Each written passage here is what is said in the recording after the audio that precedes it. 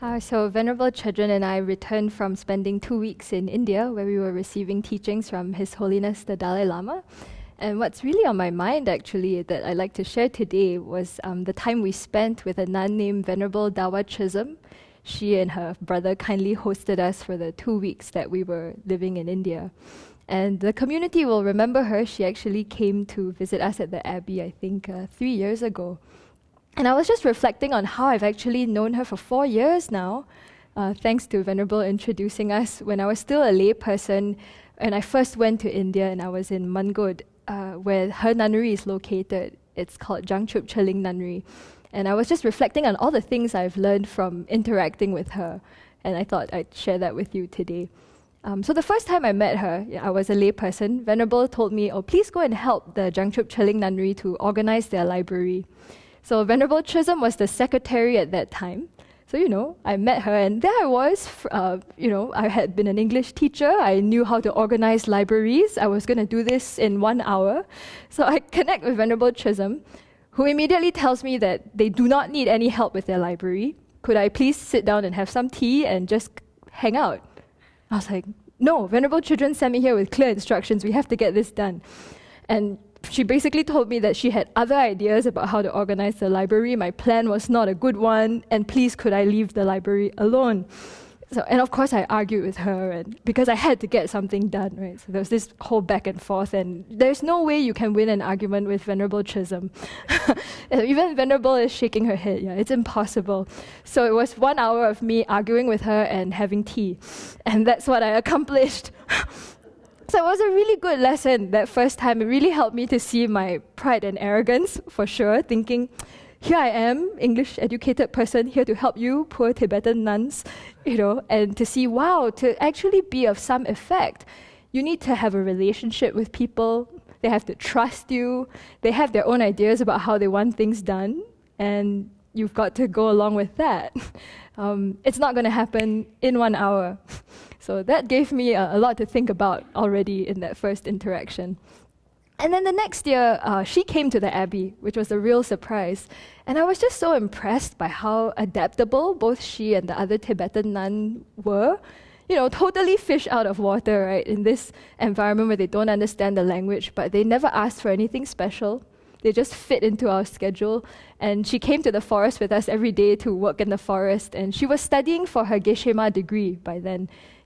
She was part of the, I think, second or third batch of students who were able to take the equivalent of a PhD in the Tibetan Buddhist philosophical studies.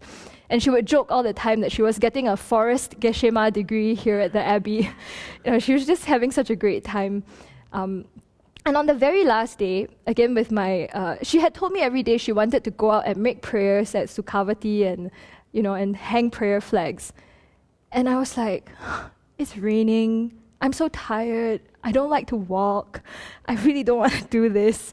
So there I was dragging my feet until the very last day where it was pouring cats and dogs. And she said, we must go. Okay. And the whole community was like, don't be a wuss, it's just raining. So I put on rain gear, tied plastic bags around the shoes, and she's just indefatigable. It's raining like crazy. She's also suited up. And I follow her through the woods. Right, we get to Sukhavati, and she's like, okay, we'll do a short prayer. It lasted half an hour. This is the short version of Tibetan prayers, right? With me holding an umbrella. And she's there doing all these prayers. I don't know what she's doing, sprinkling rice. And then she says, we must hang the prayer flags. It's pouring cats and dogs. She climbs up a tree. I'm there boosting her on the tree, and she somehow gets these prayer flags up. At the end of all this, I cried. Just so amazed to see her faith, how much she cared about the Abbey, how she wanted very much for the blessings of the Dharma to flourish here. Yeah, and it made me see how little faith probably I had, how lazy I was. So that was really quite remarkable too. And then the third year we met her was when Venerable Jigme and I were staying at Jangchup Cheling Nunnery, again for teachings in India. And we barely saw her that time because she was thick in the middle of her studies. So I think she was studying up till 1 in the morning every day, not showing up for the main prayers in the morning, but really nose to the grindstone, trying to learn. And the most remarkable thing about her, I think, is that since the age of 16, she's had an 80% hearing loss. But she has always topped the exams in the nunnery. And what I found out this time was that actually, so she had finished her studies, her formal studies, about 8 years ago. And she was serving the nunnery, and she served as their secretary for 2 terms because she was fluent in English and doing a really good job. And what happened was when His Holiness opened the opportunity for the nuns to take the Geshe-ma degree, they started to ask who among the senior nuns wanted to do it.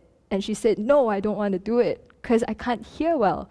She'll have to do debate exams, and she had stopped her studies for 8 years. Right. So what I found out this time was the nunnery actually told her, if you don't take the exam, if you don't go for the Geshe-ma, we will kick you out. Yeah, they were so firm with her, because she was topping the exams. They said, if you don't go, who's going to go?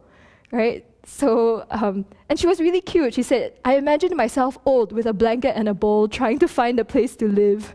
And they kicked me out. She said that was not an option.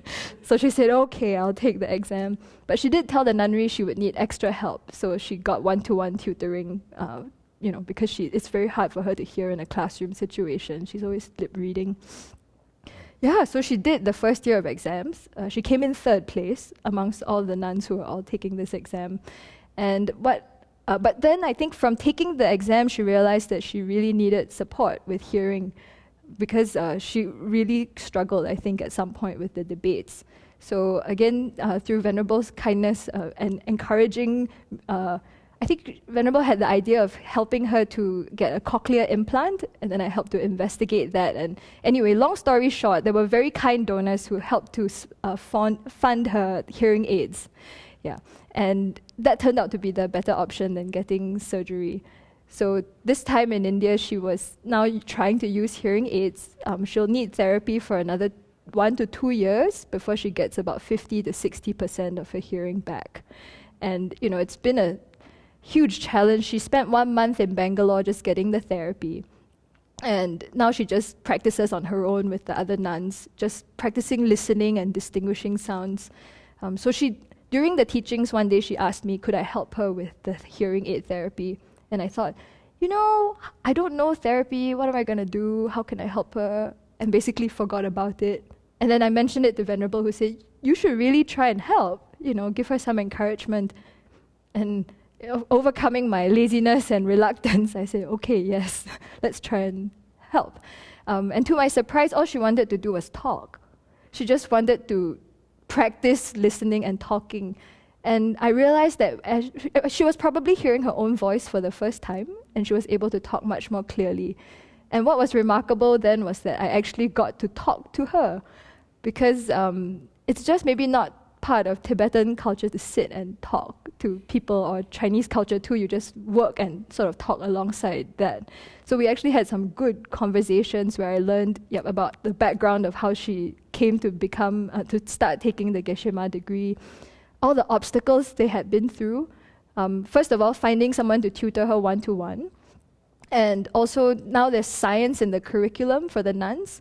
And then I started to learn, at first the nuns were just given textbooks. There wasn't a teacher. And then she, through her own resources, found a science teacher in Sarah, which is quite far away, so she had to travel there. She pays this layman science teacher 5,000 rupees to learn the first module. And she still fails, right? Not because of for the lack of trying, but this person is also not so qualified to teach, right? And all the other nuns who didn't have that support get 1 or 2 marks on the exam. Yeah. So, so she went there, and she actually met with someone from the science program and told them about the problems at the nunnery, and so they did send a teacher. But, so through this relentless petitioning for the nuns, and even now that teacher at the nunnery can only teach the lower modules and is not qualified to teach the upper science modules. So she continues to have these obstacles. This year she's going to go to Dharamsala to try and get a science education for those higher modules. So just hearing, everything she had been through made me see too how much I take education for granted, especially for women. And also seeing how hard she was studying, she would help out with her brother and take care of us all evening until about 8 or 9. And then she would walk to another house because the house we were staying in was full. She would walk to another house and start studying at 10 p.m. until 1 in the morning, sleep a bit, and then we're all at the teachings at maybe 7, 8 o'clock. It was just remarkable to see how she kept going. And one day I asked her, what gives you so much energy? Like, how do you stay so positive, with the 80% hearing loss? And what keeps you going? And she told me that one year when she was at the Kala Chakra initiation, I think, in Bodh Gaya, she looked around and she saw all the beggars with, limited mobility, many not having limbs. And she said she looked at them and she thought, I just have a small hearing problem. This is nothing compared to what those people are going through. And she said she prayed so hard, may all their suffering ripen upon me right now. And you could tell she was completely sincere when she made that prayer again and again. May all their suffering ripen upon me. And she said when she prays like that, she becomes happy. I was just floored. I don't know, I don't even have the capacity to make that wish, But so it was just really wonderful to see that that was what was keeping her going, this genuine love for the Dharma. And that her long-term aspiration is to be able to teach the nuns at the nunnery, that they will have their own teachers who can, right now they often have to keep inviting the abbots or monks from the different monasteries near the nunnery. So, if they can come, they'll come. But to start having their own teachers there who know the nuns, who care about them, and to be able to teach them. So that's her long-term goal, and I do think it will come to pass, hopefully. So we continue to make lots of prayers and dedications for her to continue with her hearing aid therapy, hopefully sometime in June, July this year, after her second year of exams, and that, all her virtuous aspirations will come to fruit.